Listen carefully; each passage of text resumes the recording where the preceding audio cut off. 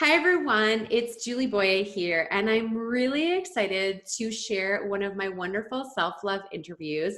And I have a very special guest today. So I want to welcome Kavita Maharaj. Good morning. Good morning, Julie. I am so happy to have you here for this video and podcast recording. Kavita and I have actually, it's so funny. We live in the same neighborhood basically, but we have yet to meet in person, which is kind of part of the story that I'm going to get into. But Kavita is a traditional practicing yogi, and she is the director of Red Door Yoga here in Lanceville, which is on Vancouver Island, just outside of Nanaimo, because you might not have heard of Lanceville, but if you've been following me, you know how much I love my little community of Lanceville. And she's been training yoga instructors for over 17 years. She is a multi-passionate entrepreneur, which is why I'm so excited to share her story with you today. And she's just had some really amazing perspectives over the past couple months that I thought so many of you would be interested in learning more about Kavita and what she's up to. So Kavita, if you wouldn't mind just giving us a little bit of background in your story about kind of how you got to where you are today as a multi-passionate entrepreneur and practicing yogi. Okay. I actually was born in Canada, in Toronto, but my parents were from the Caribbean in Trinidad. And so, I was about 7 months old when the entire family moved back to Trinidad. And so I actually grew up in the Caribbean until I was about 13 years old. And then we moved back to Canada, back to Toronto. And so Julie and I actually also just discovered that apparently we didn't necessarily grow up that far away from each other either. No, we in a completely didn't. different province. But when I was about 3 years old, my father became a yogi, a traditionally practicing yogi. And so he started to introduce me to yoga at that point in time. And I consider myself incredibly lucky to have grown up with a yogic father and to have had that type of mentorship for my entire life. What's interesting as well is that he introduced me to yoga through the internal practices. We refer to them as internal practices. So meditation and pranayama, the internal deep practices of the mind. And so it wasn't until later on that I started to actually practice physical yoga. Whereas most people in North America, they will be introduced to yoga from a physical viewpoint, and it takes them a little while to go into the internal practices. And the entire purpose of yoga is to kind of spiral you inward, to deal with the real issue, which is internal. So I consider myself grateful to have even had that introduction from that internal point to start with. I actually lived in Ontario for about 13 years, and then I moved out to BC. So I've actually been in BC now the longest I've ever been in any place in my life, because up until then, I had spent 13 years in the Caribbean, 13 years in Ontario. And when I hit 13 years in BC, I thought, am I supposed to move? But I think I'm quite settled in BC. Lanceville is my home, and I love being here. Oh, me too. I love it. It's such a wonderful place to live. And I keep saying on my posts, it's like if I had to choose a place to have to kind of live out a pandemic, this is the place that I would choose.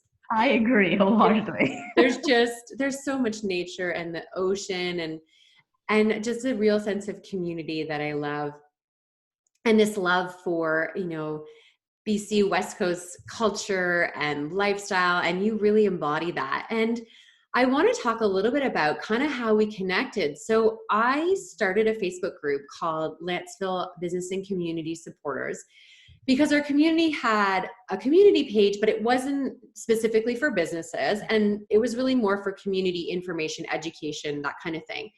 So I felt that as a business owner here in Lanceville, which is a really small community, it's like 3,500 people, including the children. Yes. So really, it's not that many adults, but there's a lot of entrepreneurs and small businesses right here.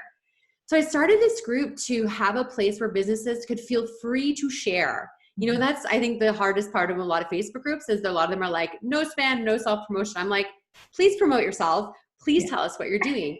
And at the time, we were really focusing on all these new bylaw changes that were happening in our little village. And that's where we connected. And I was like, Kavita, I'm going to come to a class. I'm so excited. You're around the corner. I never knew you were there. I never knew she was there. I drove by sometimes 5 or 6 times a day, I literally drove by your studio entrance and never knew you were there. So that was exciting, except that 2 weeks later, Yes, we had COVID-19. yes, and everything all of a sudden shut down. And what I want to kind of ask you about, Kavita, is you go from running this studio, which is a live in person, running all different kinds and types of classes, to very quickly figuring out how to do things online. I'd love for you to share that experience with us. Sure. So, well, before the pandemic, we were running, I believe, 22 to 23 classes a week on in the studio. So it was Wow. physical classes in the studio. And I've been training yoga teachers, like you said, for over 17 years. We were just about to start our teacher training, because we start in April and then we go through to September once a month. And then I've got different levels of teachers that I'm training at the same time. And so there were all these in-person things that we were doing. And then, of course, I have my private sessions. And then the pandemic hit, and we were paying attention to what the government was saying. And the government was saying, okay, not more than 50 people. And so we were like, okay, we're still good. And, we were making sure we're adhering. But then I started to get some emails from my students, and they were worried. They said, what are you going to do? And, I said, well, we're following all the protocols and we're still good. And what we did was we removed all the mats from the studio. We removed all the props from the studio, except for the blocks. And what we did, the blocks all have covers on them. And so what we did was, if someone used a block, even if they didn't use it, they just took it out of the cupboard so they had touched it. We then had them at the end of a class, put it to the side, and we would launder these covers every day, in order to allow everything that was in the cabinet to be fresh, sanitized, and what have you. But we actually only ended up doing that for a few days, because within a matter of, it was probably 2-3 days, within a matter of 2-3 days, what had happened was students were beginning to become progressively more worried based on the information that was coming in from the news, the news outlets. And so they weren't coming to class as well. And we were thinking, okay, some of them aren't coming because they're worried. Some of them aren't coming because they should be worried, as in they are in a population, a vulnerable population, right? Mm-hmm. And one of the things I want to say, Julie, is that when I started Red Door Yoga about 18 years or so ago, I had to sit down and decide, what do I want the studio to be? How do I want to set up Red Door Yoga? How do I want to set up the payment stuff for Red Door Yoga? And this was actually a big decision to make. And I know a lot of facilities, especially gyms, they tend to work on membership. And in a membership, the idea of that business model is we get a lot of people to buy a membership, but we are actually hoping that a lot of them don't use it. Because if they don't use it, then we still have space, and yet we've got lots of money coming in. And when I was setting up Red Door Yoga all those years ago, I thought, that's not what I want, because I actually want my students to do their yoga. Yes. I want them to practice. Yes. So that's why I didn't set up our studio that way. I didn't want them paying for stuff and not coming and doing it, because the whole purpose of me running the studio was to get people to practice yoga so that it would change their minds. It would change their internal world that would then cascade into the external world. I wanted them to practice, not just pay. Yep. And so that's why I set up the studio the way I did, which is in modules where people only pay for what they're taking. And then when we take a break, they're not paying during that break at all. Okay. And I'm bringing that up because when students started not showing up for class, it also brought up that part of me that's like, some of my students aren't coming because they're scared. Some of them shouldn't be here. And I don't want them to not be able to practice. I don't want them to be missing their classes. And I thought, how do we handle this? Yeah. And then also, ourselves listening to the news thinking, okay, I think the best way to deal with this is we need to be able to go online, and we need to make sure that because we're taking away the in-person aspect from them, which I think is very important, because we're taking the in-person aspect from them, I thought I need to be able to give them as much as I can give them. And so what we did was we immediately said, okay, we're going to start to record our classes. They're not live. I'm going to do them and be filmed. I'm going to record it. And then I would put it up on YouTube, but it would be unlisted, so that only those who were registered for classes would receive a link from me for that unlisted class. And we were also doing it such that I put out a link to a new class every day, except for 1 day a week. So 6 days a week. Wow. And I would love to tell you it was a very easy transition. But when we first did this, it took us 12 to 16 hours to record and edit and upload a 1 hour class. And we were doing this 6 days a week. So when we first did it for the first few weeks, that was our life. Our whole life was recording and editing and uploading just to get this 1 hour class up for our students.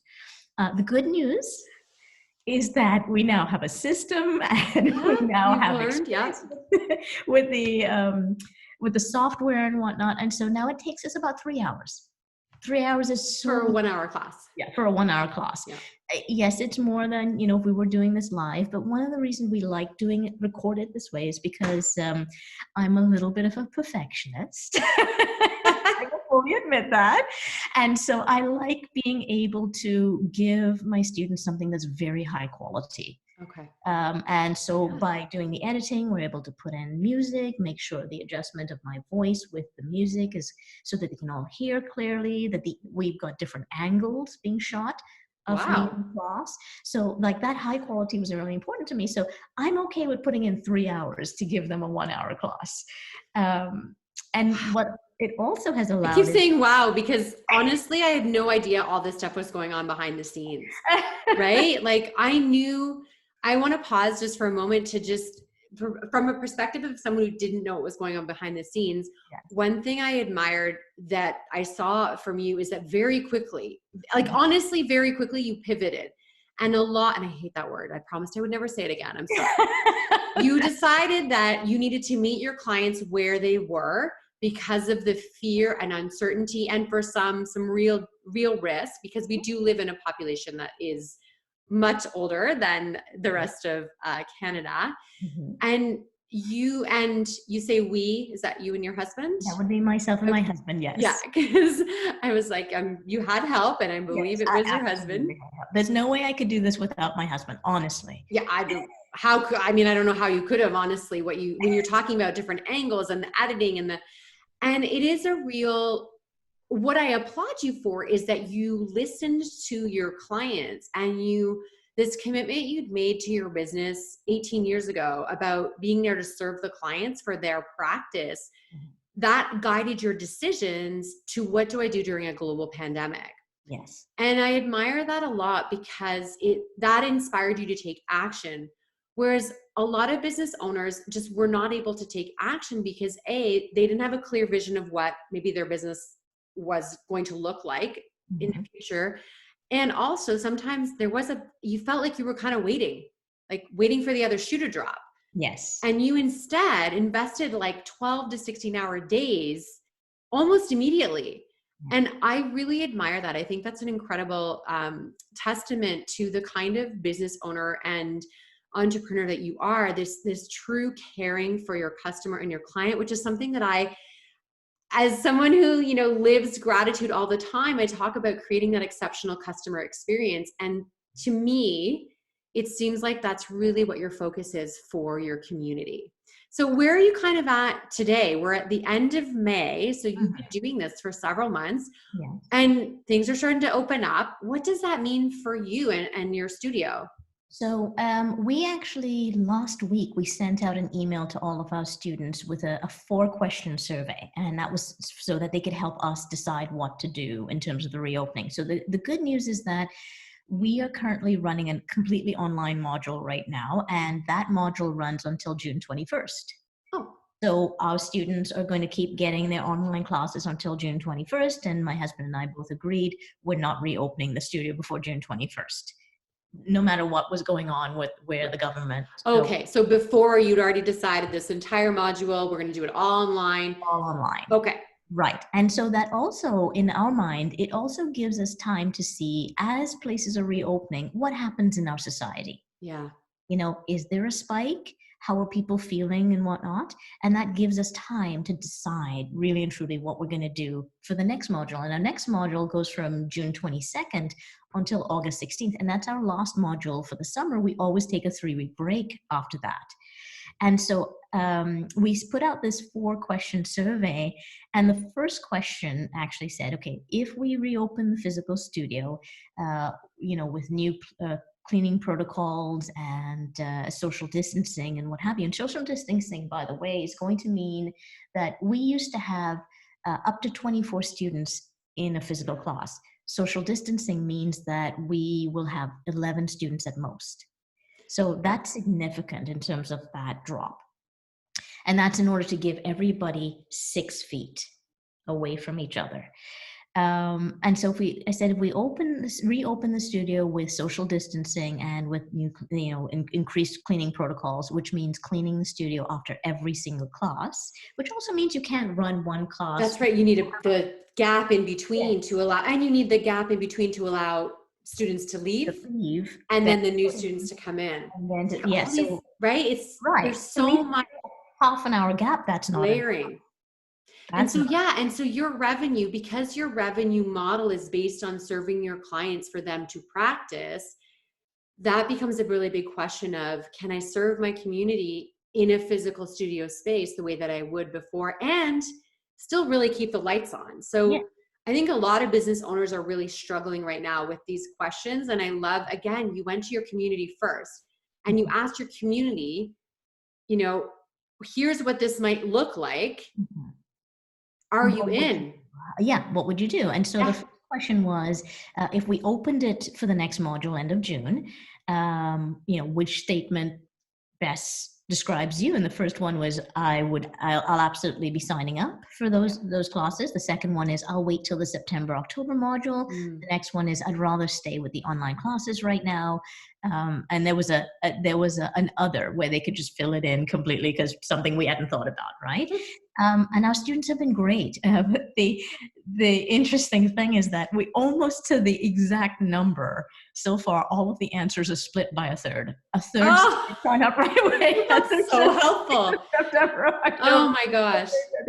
So what that means for us is that it says to us, okay, where we would usually have, let's say, 150 students a week taking classes, that means we now have 30, 40 students a week taking classes. That's a huge drop in terms of running. But it actually says to me, oh, well, that means you don't run 22 classes on your schedule. Good news, because you can't.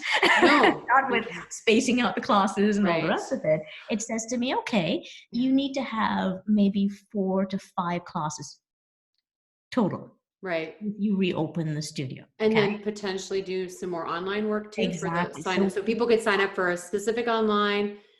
So Kavita, this is such an important conversation because I think so many people that are business owners right now are struggling with how to be creative and serve their clients in a time where we don't know, because things could very much change. We know there's a second wave coming. We don't know when. We're very blessed on the island. As of today, which is we're recording this May 22nd, there's been no new cases on the island for 14 days.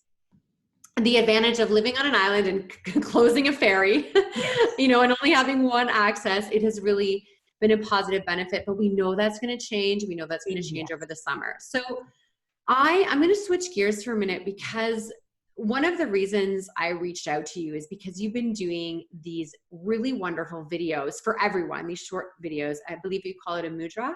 The mini sutras. Mini sutra. I don't know the language, but I'm learning. Okay. Mini sutra.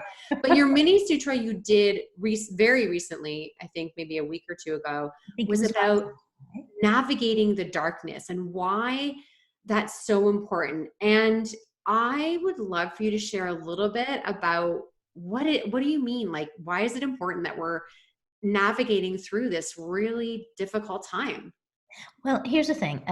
If you ask everyone, I think everyone would say they'd rather not have the dark times. All of us, myself included, say, I'd rather not have the dark times. We'd love it to be light all the time, except for the fact that in reality, that's problematic for us. It's problematic because only in the face of darkness do we appreciate light.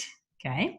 And there are beautiful things about darkness as well, right? So only in the face of these juxtapositions, these dualities in life, do we really appreciate either. Um, let me put it to you this way. I grew up in the Caribbean. The Caribbean has two seasons, sunny and rainy. Those are literally the two seasons, right? And because we have a rainy season, we appreciate the sunny and vice versa. But as a result of it always being about 30 degrees in the Caribbean, as somebody who's lived in North America, you will find that if you move back to a country where it's hot all the time, you do miss the changing seasons. Mm. Even though you would sit in here and say, boy, do I wish I was in Mexico or something. The truth is you do miss the changing seasons because you do miss changes that allow you to have appreciation for what And gratitude. Yeah, it allows It is true. Like without the darkness and the difficulty, it is harder to find gratitude, because gratitude, we can be grateful for what's in front of our face and we just don't even know it's happening. But having been through this massive global change, it opens the door for gratitude. It brings awareness. So, if you ask anyone, they'd usually say that they'd like it to be light all the time. But the other reason that it being a light all the time is problematic is that there's a lack of growth there. And from a yogic viewpoint, we are here to evolve. Therefore, let me put it a different way. We are here to face down the difficult times. We're here for the difficulty. Yes, we're here to enjoy the coasting times, the times where things are smooth and easy, but we are here to show up for the difficult times because that is what brings along our evolution. That is what brings along our growth. One of the things that happened when the pandemic hit and we, as you had put it, we pivoted into like, okay, we're going to go online because this is the way we need to continue to serve our students. I said to my husband that I was actually kind of grateful because I probably would never have gone online in the near future if something like this wasn't happening. And I said, at this point, because of let's call it the chaos and the unknown and the overwhelming nature of this pandemic, I said, students will be even more, what's the word I'm looking for? They'll be even more accepting of the learning curve that I'll need to go through for this. That even though I am a bit of a perfectionist in terms of what I give to my students, I know I can't be perfect about it. And my students will be understanding. They will know that we had to do this overnight and whatnot. And as a result, it kind of gave me a little bit of ease, a little bit of breathing room there to say, okay, we're going to do this thing we've never done before. And we're going to have to learn, right? So in the midst of this overwhelming difficulty that we're all facing, there are things to be really grateful for. The overwhelming difficulty gave you room. Yes. Gave you space. Yeah. And like you said, it's like this part of the practice is growing and evolving. And the only way like we grow and evolve is through the hard times and the challenges. My career for 14 years has been in leadership and developing new leaders. And when my leaders are going through a particularly hard time and they're having interpersonal challenges or, difficulties with, their businesses, and I say, you have to honor right now that this is a leadership challenge. It doesn't mean that it's not hard. It doesn't mean it doesn't hurt. It doesn't mean that it's not difficult and you're going to feel pain and probably emotion and there'll be tears, but on the other side of it is the growth. And, getting to that next level in our leadership requires the darkness. And now it's like you said, it's almost like we all are in it. So we actually all have an opportunity, which I think is an important perspective. I think it's okay to say, you know what? Some really good things have come out of this. Yes. Now, I want to say something here that I think is important because sometimes, especially in a situation like this, some people might be listening and go, well, it's really easy for Julie, or it's really easy for Kavita to be grateful for this stuff because nothing really bad has happened to them, right? Yep. So here's the truth. I actually just lost a friend to COVID-19. A friend of mine just died from COVID-19. And I will admit to you wholeheartedly that when I found out about it, it was devastating, and I spent my husband didn't even realize I was bothered by it, because in very, what we call in Ayurveda, pitta, I'm a pitta, fire and water is my makeup. In very pitta style, I'm an internal processor. So I spent the whole day, working and doing things and whatnot, but I was processing the whole time. And by the time the evening came, the dam broke and I was in tears. I was sobbing, and he was like, what's going on? Because he didn't realize that I had been so impacted by this loss of this friend.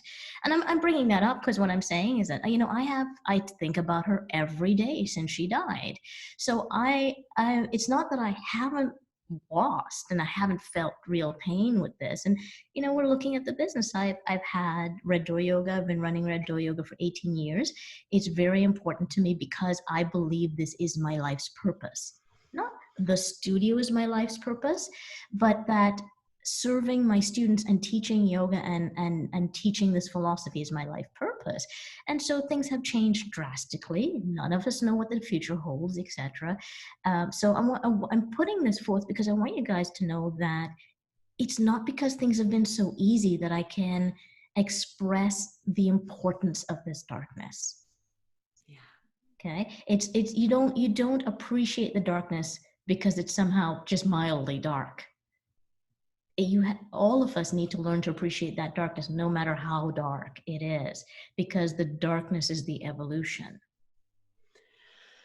My friend, I am so sorry for your loss during this time, and I feel like losing someone we love, whether it's to COVID-19 or other things right now, is extremely difficult because the ways that we traditionally grieve are not there. They're not accessible anymore. It's just not accessible. And it makes that process of grief much less accessible. And so what you said about, the practices you have, all these things that you've been doing for 18 years through your life's mission and your purpose, all these things will help us to get through the dark times. Mm-hmm. And I do appreciate that you shared that, because I sometimes feel the same as someone who, is publicly a gratitude guru. My business is called Wake Up with Gratitude.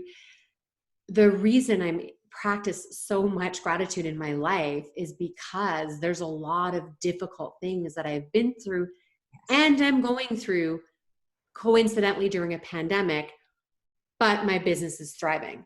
Like it's such a dichotomy and it's so hard to understand. But for those of us who have spent years like focusing on growth and what's next, we know that they all work together. Mm-hmm. And you don't always understand why things happen. That there's no point in asking the question why, but it's how do I take this, what I'm learning, what I'm going through, and what comes next. And we are in a very confusing time. There's so much more for us to talk about. But I'm checking my time, and I realize we've been having this really wonderful conversation. So this is going to be part one of Kavita and I's interview. But Kavita, I love asking my guests if you could share one thing that people who are listening or watching could change right now to help them practice more gratitude or self-love or navigate the darkness better or more easily, or just even start to move forward, what would the one thing be for you? What I would say is this, and it's a little, and maybe I'll do a little mini sutra on this soon. Yes, and we'll share it. Is that, that it said that women are better at multitasking than men. There's a physiological reason that occurs. First of all, multitasking does not mean that you're doing two things simultaneously. It means that you're jumping back and forth between one thing and the next, which I don't recommend, by the way. Right? So I don't recommend the multitasking. It tends to create anxiety and stirs up the mind. That's why I don't recommend it.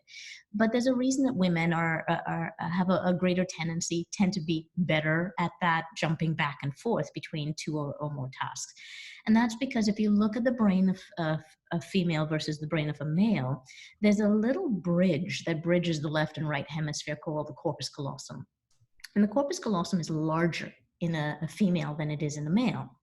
And so you can think about it like if you have these two hemispheres with a bridge, the bigger the bridge, the wider the bridge, the more easily you can cross back and forth. So women can jump back and forth between the left and right hemisphere very quickly and very easily because of the size of the corpus callosum. Men not as easily because their bridge is smaller between the two hemispheres. And I bring that up because when we look at our thoughts are dualistic. If I can help someone, I can hurt someone. Okay. If I choose to be happy, I can choose to be sad. Happiness actually goes hand in hand with sadness. They're the two sides of the coin, as it were.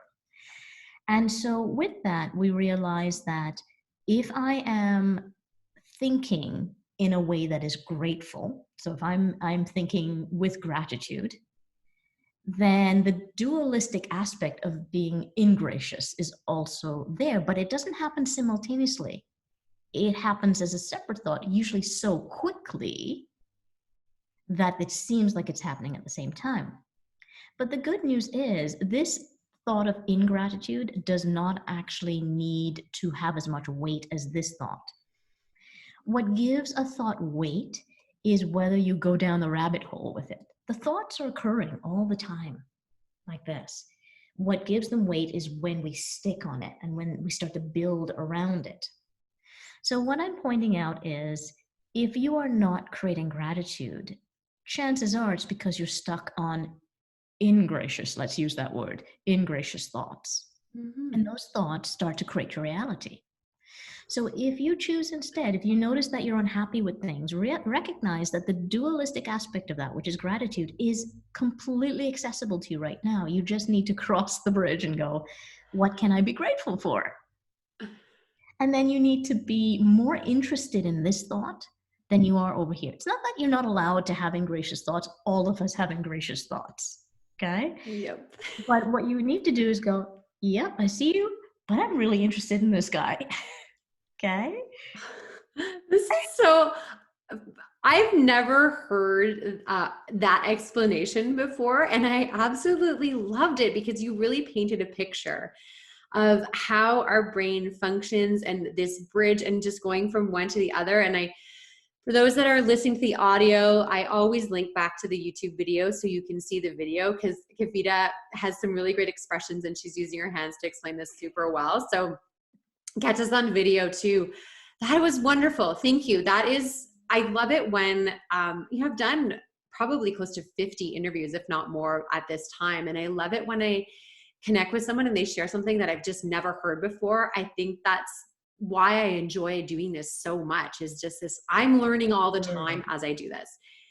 So Kavita, how do we connect with you? Where do we find you? Well, you can find me. There's a Red Door Yoga Facebook page, yep. Or so you can definitely like and follow the Red Door Yoga Facebook page. I have to admit, I haven't posted as much on the Facebook page recently. I would usually be posting several times a week, but with the recordings and whatnot we're doing for the online classes, I've been posting less. But every Saturday, I do still post our mini sutras. Mm-hmm. So there's one coming out this Saturday. And then you can also contact me via the Red Door Yoga website. So it's reddooryoga.ca. Okay. And you can, if you want to email me for any reason, it's Kavita, Kavita, at reddooryoga.ca. I will also mention here that I actually run a mentorship because you were saying that you work with leaders and whatnot. And I actually have mentees and I mentor them on self-mastery. Oh. And the reason I do that is because, like I said, growing up with a yogic father and him as a mentor, I consider myself very lucky to have had that. And I came to recognize that, people don't make as much progress on their path as they ideally should because they don't have adequate mentorship. And that, I think, is a little bit of a failing of the North American model. Yeah. Because it's certainly not the case with the Eastern model. And so it was my way of bringing the East more into our Western version of the yogic path. That is amazing. Thank you for mentioning that. It's really important. And The advantage now is that you have already transitioned to online. So those that don't live near Lanceville on Vancouver Island can access your work much more easily. So, oh, Kavita, it has been so wonderful. I am excited for our next conversation, whether we record it or not. I really feel extremely grateful that you came into our community through this Facebook page that I started. And I'm just so excited to share really all this goodness that you've shared during our interview. And I just, many blessings to you and your family. And here's to the, exciting future of Red Door Yoga, whichever direction it goes. Absolutely. And to you and yours as well, Julie. Thank you for having me on. And thank you for everyone who was viewing and listening. It's so great. Have a wonderful day, everyone. You too. Namaste. Namaste.